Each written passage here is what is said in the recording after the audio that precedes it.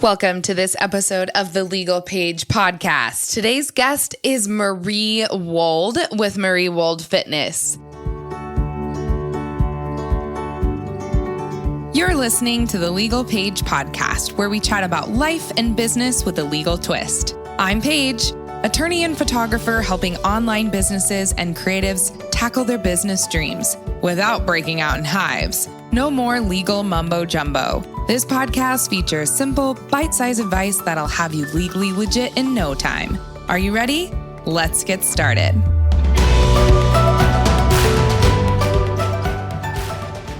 Now, Marie is a 24-year-old wellness coach, lifestyle influencer, and entrepreneur whose mission is to educate and empower women to become their best selves. She helps women around the world transform their lives from the inside out and create a healthy lifestyle that feels freeing and not restrictive. She creates free content on Instagram, YouTube, and her show, The Grinding Be Grateful podcast. She also works with women in groups and in one-on-one programs. Now, as a business school graduate, she melds her passion for entrepreneurship with her heart for service every day and has grown her business to a multiple six figures through strategic scaling and 100% organic marketing. Now, Marie and I met last year at the Jenna Kutcher Mastermind. We were in the program together for all of 2018, and we just really connected with one another. I love where she comes from and her passion behind her brand and how she really crafts a very unique story in the health and wellness and fitness world. She is unique because she's so young. She used to do bodybuilding competitions and has now maneuvered into creating a more healthy and well-rounded lifestyle and learning from her experiences in the bodybuilding industry. So Marie is wonderful, and she is a client of mine, and I've just loved seeing her brand grow and her becoming an influencer online. And she is here to talk all about how to create profit with purpose. So let's get to it. Hello, everyone. Thanks so much for tuning in today. I am overjoyed and excited because my friend Marie Wold is here to talk about how to create profit with purpose. Marie, thanks for joining us. Thank you so much, Paige. I'm excited to be here and chat with you and share everything with your people. Yes, you guys, I introduced Marie at the beginning of this episode. She is a good friend of mine. We met last year at the Jenna Kutcher Mastermind. We've stayed friends throughout this year and hopefully into the future as well. And we've worked together quite a bit. So I know you obviously in everything you do, but I would love for you to tell all the legal pagers listening what you do, kind of your background and where you're at now. Yeah. So at this point, I have been, building my business for a little while without knowing it, but my business kind of started like 8 years ago. And I a little bit accidentally fell into what I do today through starting my own fitness Instagram to document my journey. And a few years went by and I learned more and more about fitness, nutrition, and lifestyle and stuff like that. And eventually people started asking me do you coach? How can I work with you? Please help me. And I was like, oh, there are a lot of people who need help in this area. There are a lot of people who don't know how to get started. They don't know, even the foundational stuff that I know. And even though I was young when I started, I still was, all you have to do to be able to help someone else is be 2 steps ahead of them, right? So that's kind of where I started as far as my coaching and my business goes.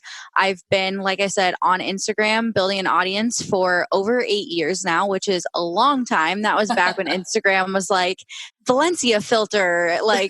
That was all Instagram really was just over filtered, poorly taken photos. And it was nowhere near where it is today. No one was an influencer. There was nothing like that. So I grew an audience very organically, very slow and steady over time. Now I have an audience of over 300,000 people across different platforms. And I do this full time. I've been full time in my business for about 2.5 years now. And I went full time right out of college. Before that, it was a full-time feeling side hustle. And now I'm a women's transformation coach, content creator, and lifestyle influencer And I also do a little bit of business coaching and stuff like that on the side. So I stay busy, but really everything that I do at the heart of it is serving women and helping them feel empowered, feel confident in their bodies, and really live their best lives through a foundation of wellness. So that's me in a nutshell. But there's so many layers. There's so many ways we can take this, but that's kind of my business and how I got into what I do now. Yeah, you guys, Marie's only 24 years old, like hella boss babe here. I'm always in awe of you. I'll never forget when we all sat down at the first retreat for our mastermind last year, and Jenna pointed out that you were like 22.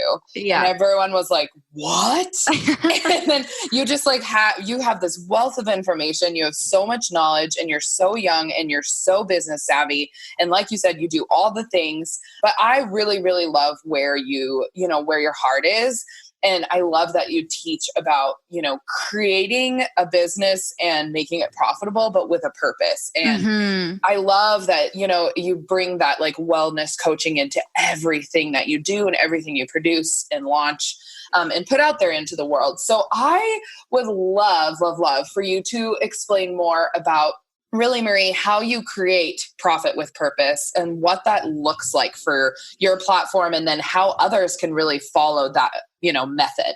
Yeah. This is actually it's a touchy subject in the fitness and like the coaching world, the Instagram fitness coach world that I'm in. I think it's kind of like hush hush or taboo to be open about like being a high ticket coach or wanting to make money coaching.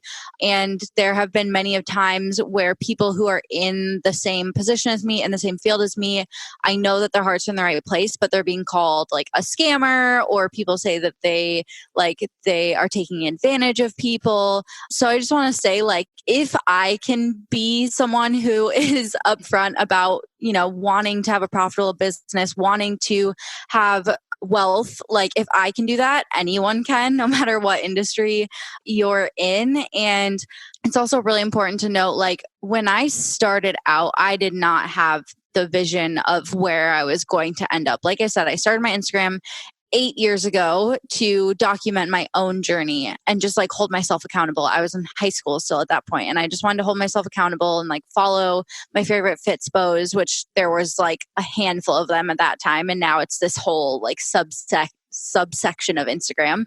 But that was kind of where I started. And then as I figured out that I had something of value to share with people, I realized like, oh, I can like position myself as an expert. Like I can help other people, and I can use this as a way to serve other people.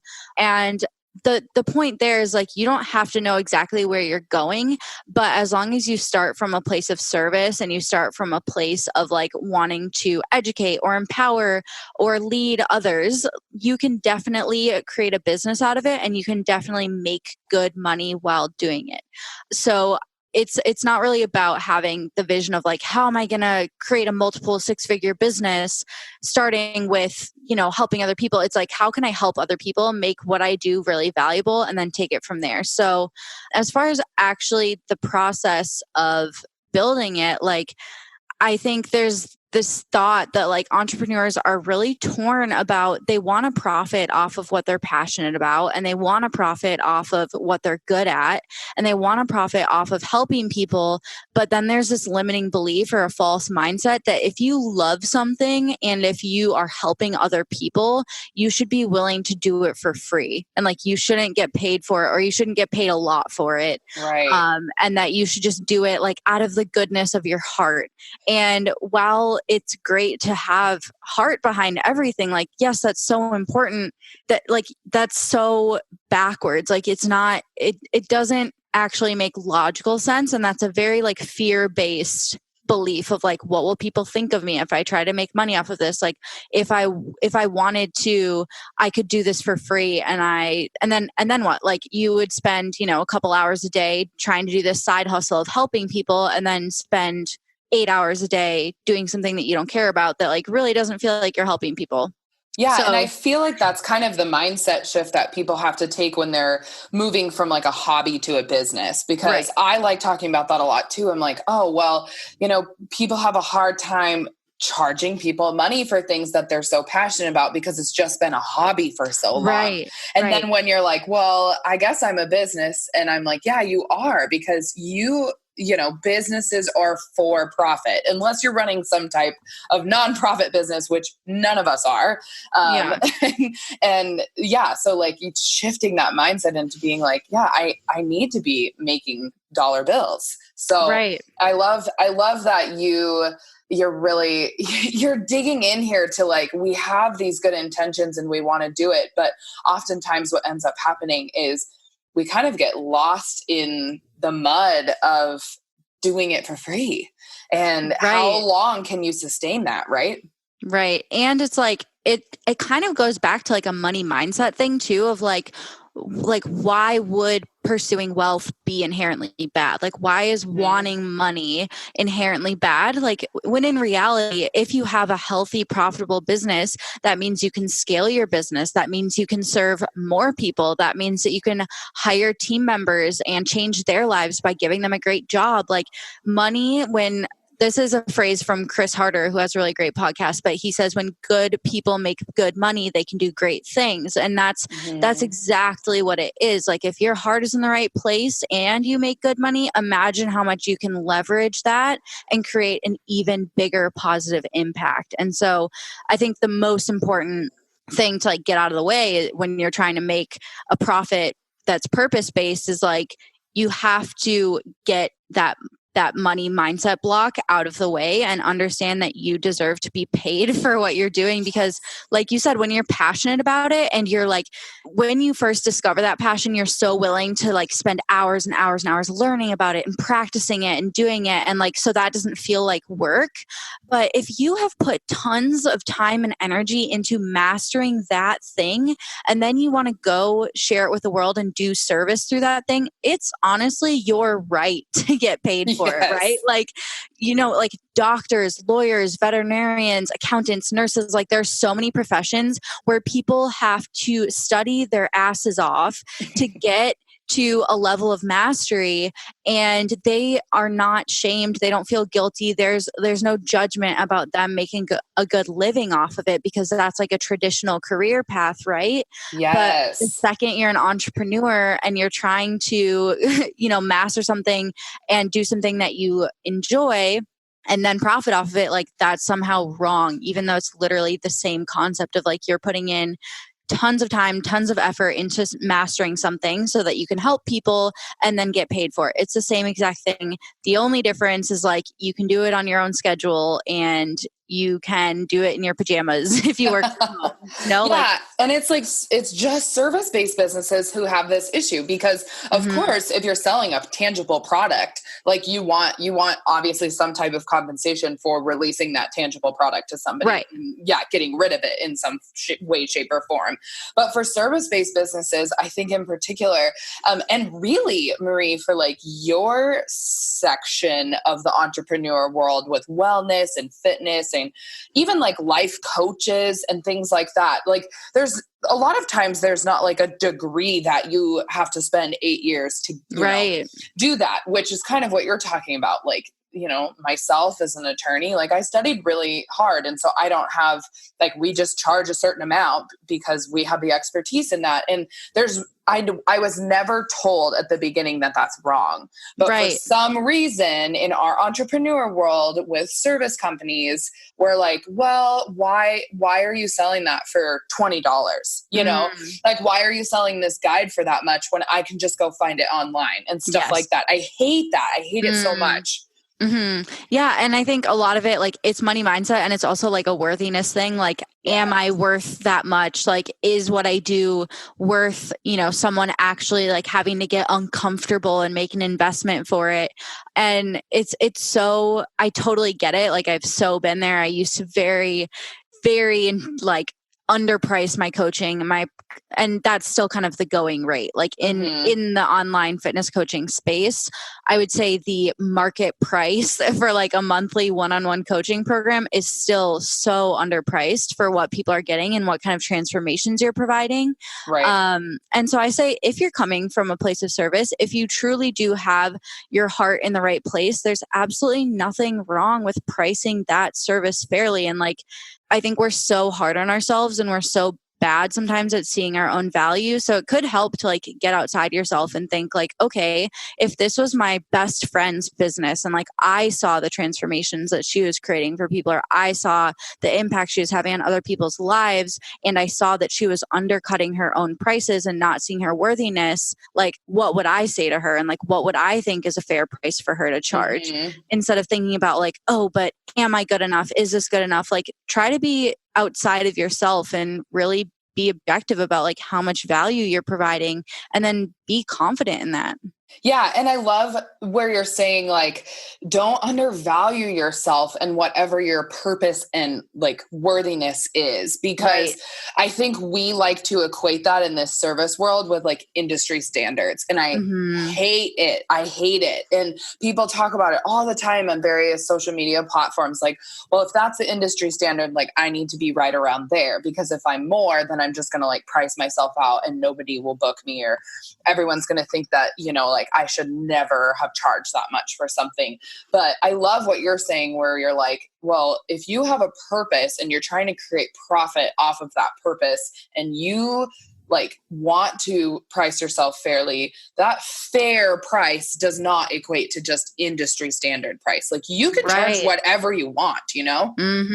Yeah. And if you provide something that's different, like I think it's good to be aware of the industry standard, just like see where the market's at. But if you're setting yourself apart in one way or another, why should your price be standard? Why should your price be average if you're providing something different than what everyone else is providing, which is like kind of the goal of being an entrepreneur, is to set yourself apart, having some sort of distinction between your offer and everyone else's, whether that's how you connect with your clients, what the actual service is structured as, like what kind of access your clients get to. Like there are so many different ways to set yourself apart. And if you're providing something above average, and newsflash, like there are so many coaches that are not good. There are so many consultants that are not good. Like there are so many people who honestly aren't very good at their jobs. And this is not just in the service-based entrepreneurship space. This is in every industry. Like there are bad doctors, there are bad like accountants, there are bad everything. And so if you're providing something above average, like charge above average. Yeah. And I always like to put in there, like average is like average across the entire industry usually. So like that is everybody who's niched down in all kinds of different facets of that industry. And like some are charging less, some are charging more. And that's just average. Like the word average is there for a reason. And that's why I'm always like confused at why people are like, well, that's where I should be, I guess.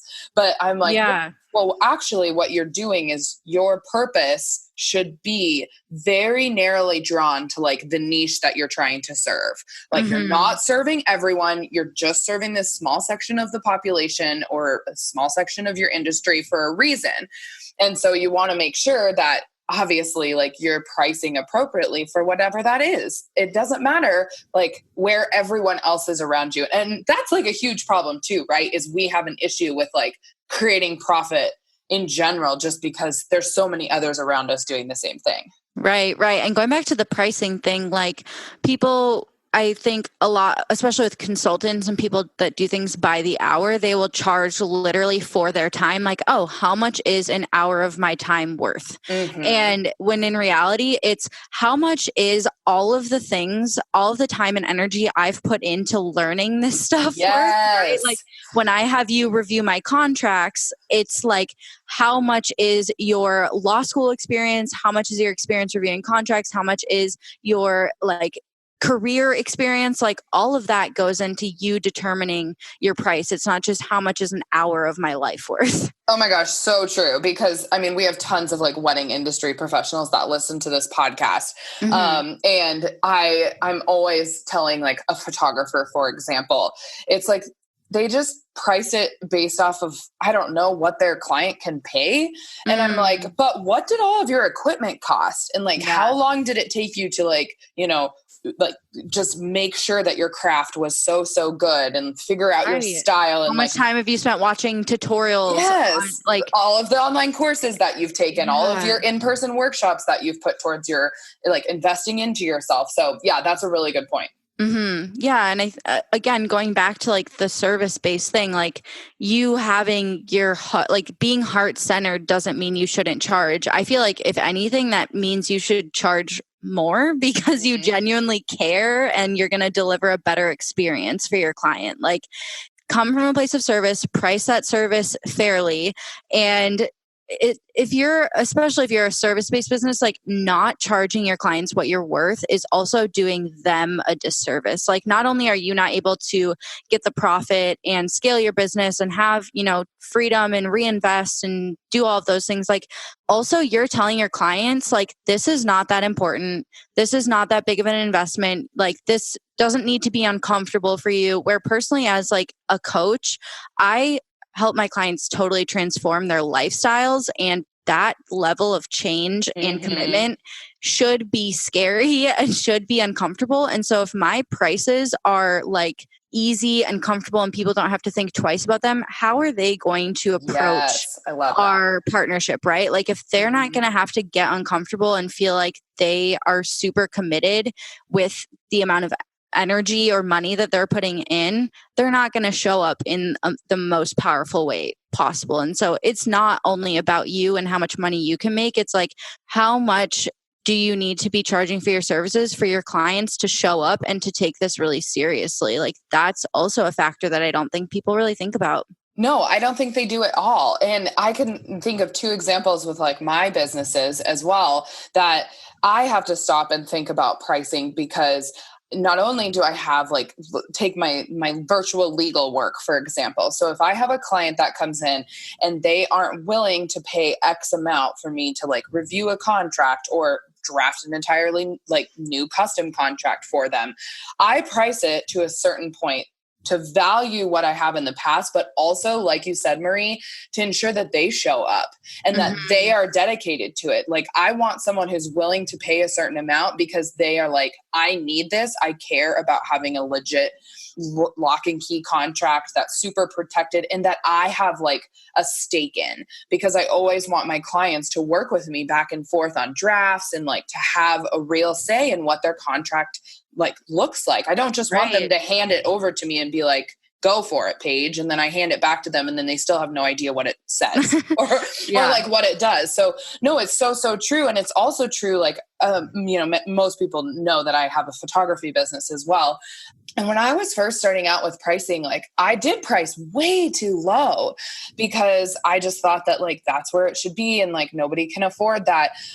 And I get asked this question all the time when I'm coaching people as well in their businesses, and photographers will ask me like, well, how do I increase my prices? And I really want to like get into a higher end market. And I'm like, you're never going to attract those people with lower prices. No, because they actually don't think you're giving them a high end service ever.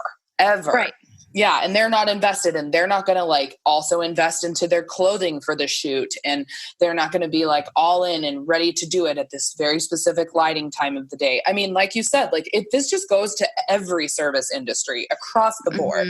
Like you have to price to get your clients to be like as excited and into the service as you are that you're providing. Right. I mean, think about how many, like, if you look at my Pinterest board, for example, like all of those recipes, all of those outfits, like everything on there was free for me to access. And I have probably made 0.5% of those recipes. I've probably tried 0.5% of those outfits, like things that just come to you so easily. You don't value them. You don't make it a priority. And so you have to price your services in a way that it's going to make your clients show up. And that's not like, to a point, yes, that makes your profit larger, and that's a good thing. And it's okay to want a larger profit, but it's also is benefiting your client. So if you feel like weird about that, if you feel weird about raising your prices, like remember that it's not just about you. So how would you suggest that people do all of these things we've been talking about, but also just stay really true to their purpose and their morals and their values and like where they started the business, you know, the whole, the belief that they had to begin with? I think people really are like, I can't be making all this money because it's not where I come from. And like, that's not my business. So what tips do you have for that? Yeah, I think, it sounds really cliche, but always start with your why and stick with your why. Like I always say, anytime you start something, whether it's your fitness journey, whether it's your business, no matter what it is, like setting your goals from a place of truly knowing your why is absolutely a non-negotiable. Like to use a fitness analogy, like I'll often have women come to me and be like, I want to lose 10 pounds, or like, I want a flat stomach, or I want to like wear a size, whatever. And I'm like, okay, but like why? And they have this goal that is probably, like a societal norm or just something that they feel like they should want, but they've never actually thought about why they want it. And it can be the same thing with business. Like entrepreneurship is very like trendy, right? And so people are like, I want to be an entrepreneur. And it's like, when you ask them truly why, because being an entrepreneur is like actually the hardest thing that you could do to make money.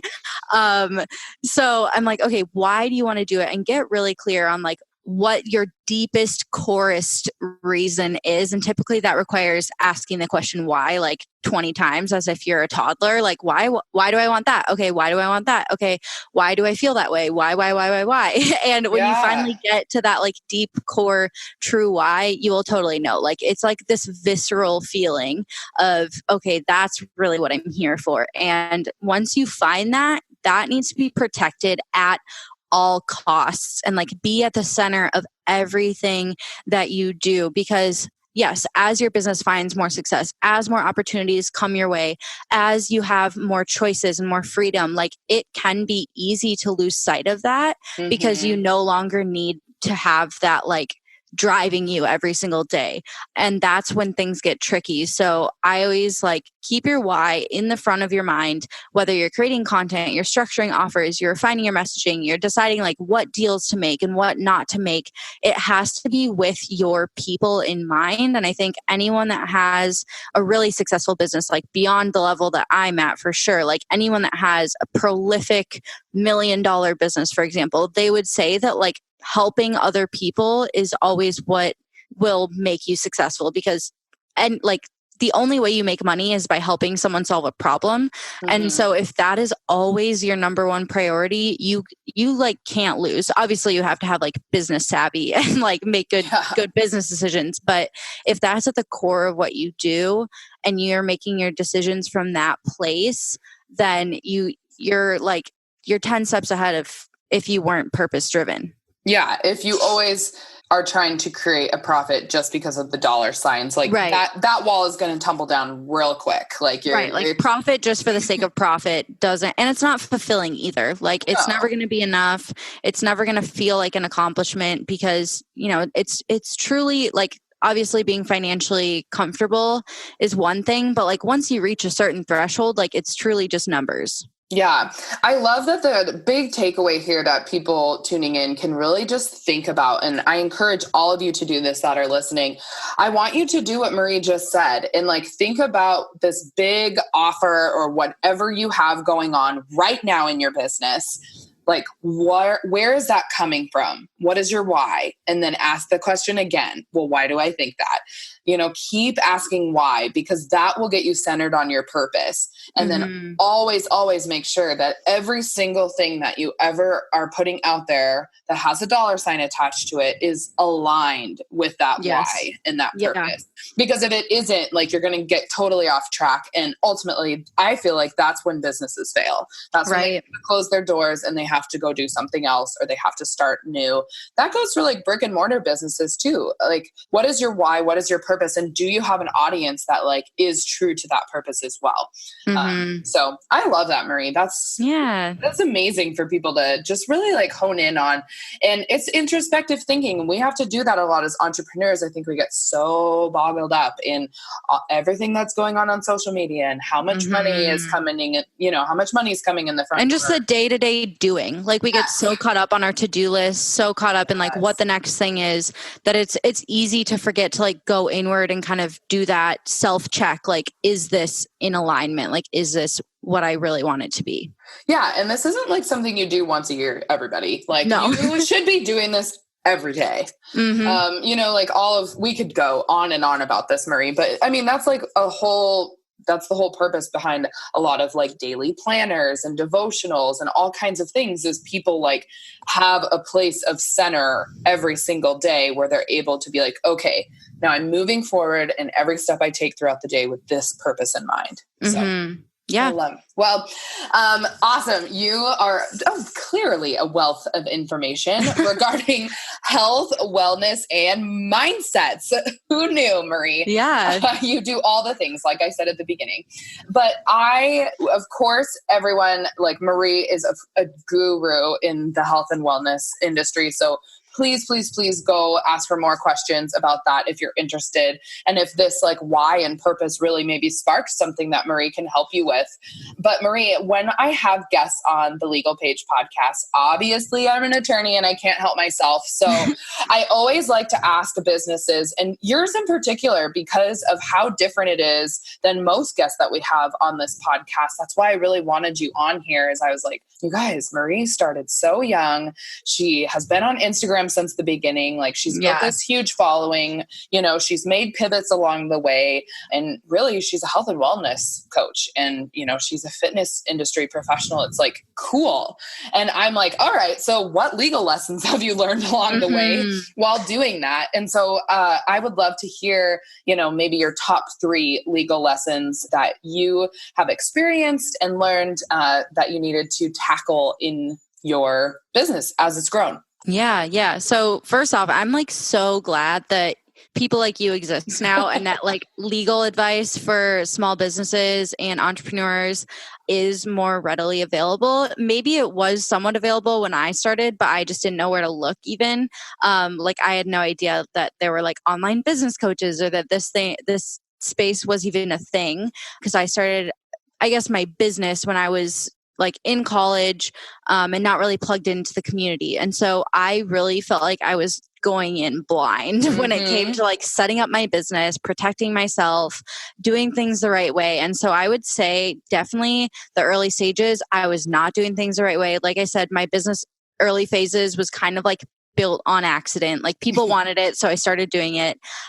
And so as I, got more established, and as I realized like, oh crap, like I could actually, if something happened, like I could really be in a bad spot if I don't protect myself and if I don't have things set up properly. And so one of my biggest lessons is like, when you're starting and before things get too big, it's so important to, number one, protect yourself by having some sort of, what's the word? It's not a corporate shield, or is it a corporate shield? Like between you and your business, right? So I like to call it the bubble. Like you want your business bubble to be over here and your personal assets and bubble to be over here. Yeah. I swear I took business law in school.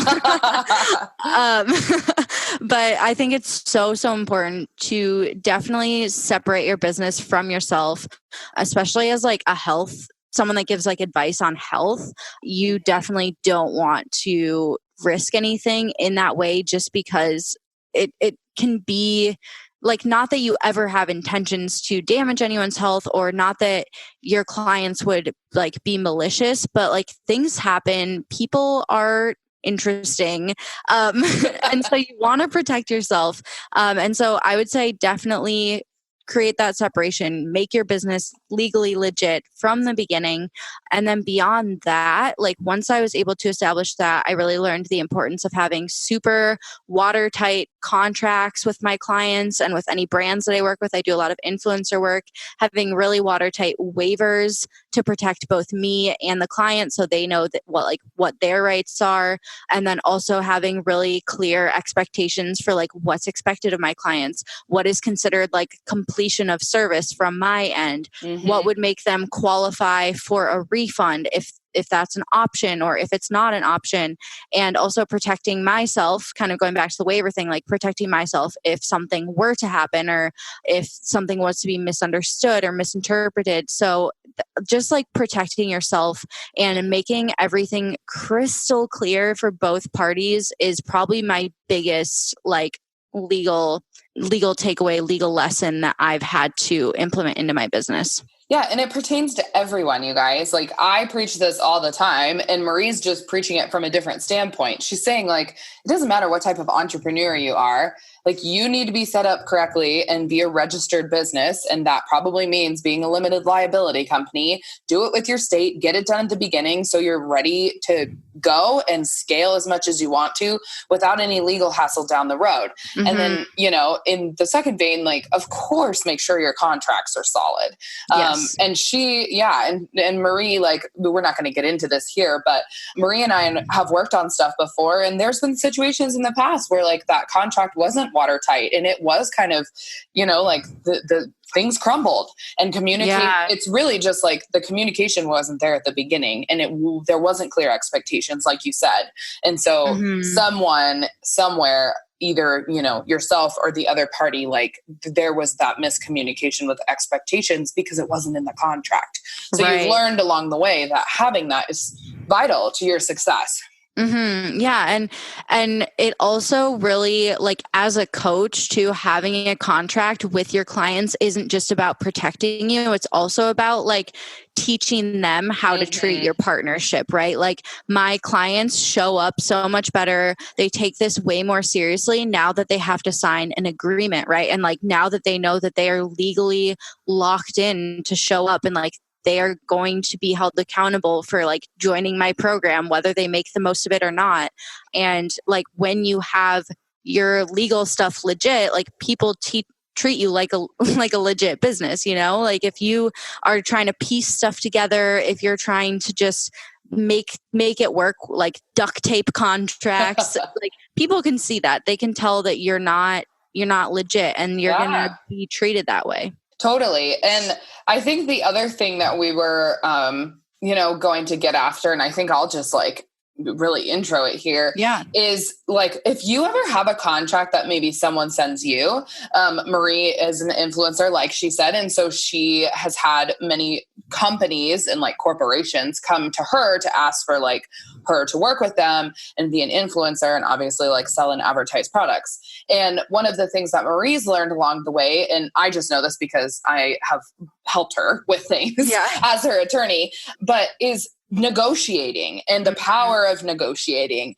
And I think lots of people in our, entrepreneur world just think like the contract is what it is. Yeah. And like you either sign it or you don't.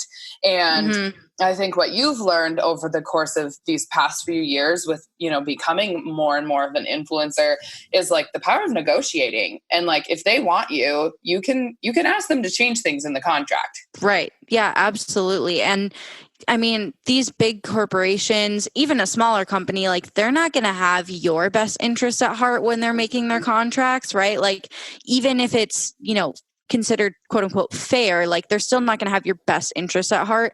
And so it's so important to advocate for yourself or, have someone help you advocate for yourself the way Paige does for me. And also like standing firm in what would be fair. Like, for example, one contract we worked on together, like there was language for how the company could get out of the contract, but there is no way for me to get out of the contract if anything happened.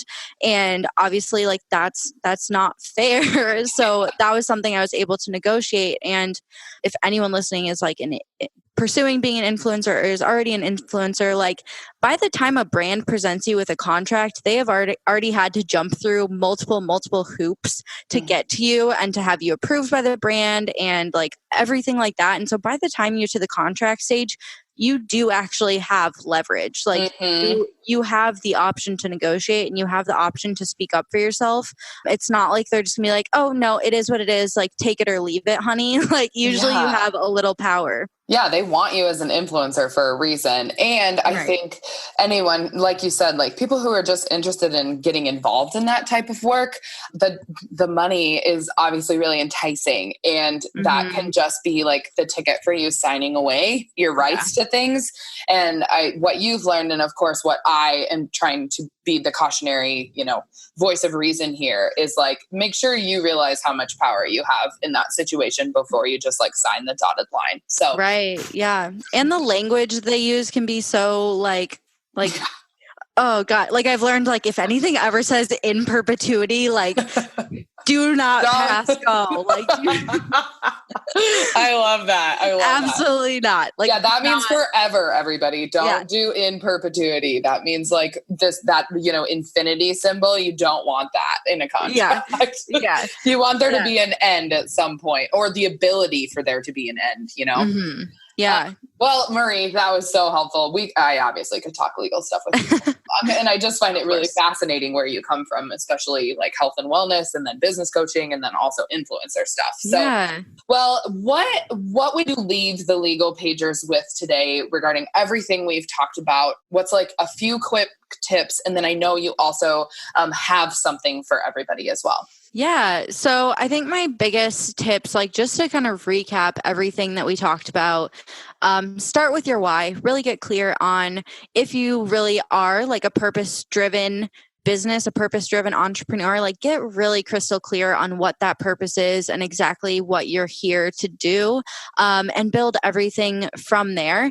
And again, also in the early stages, make sure your business is legally legit, you're protected, the expectations are set. And then as you are growing and as you're scaling and as you're creating new offers, don't be afraid to price things accordingly. Do not be afraid to stand up for your value, and do not be afraid to like be upfront that you are going to get profit. Like you are out here to be a profitable, healthy business. And like, you don't have to feel guilty about that. You don't have to feel scummy. You don't have to feel like you're doing something wrong. Like when good people make good money, they can do great things. And if you truly do have a purpose in mind and you're purpose driven, then more money is only going to make more positive impact. Yes. And so I think that's really like, that's been my biggest like hurdle as far as balancing profit with purpose, is realizing that as I make more money, as long as I'm living in my purpose and making choices from that place of purpose, I can't go wrong. And having more money is not going to be a bad thing. So that would be kind of just the recap of like everything that we have talked about.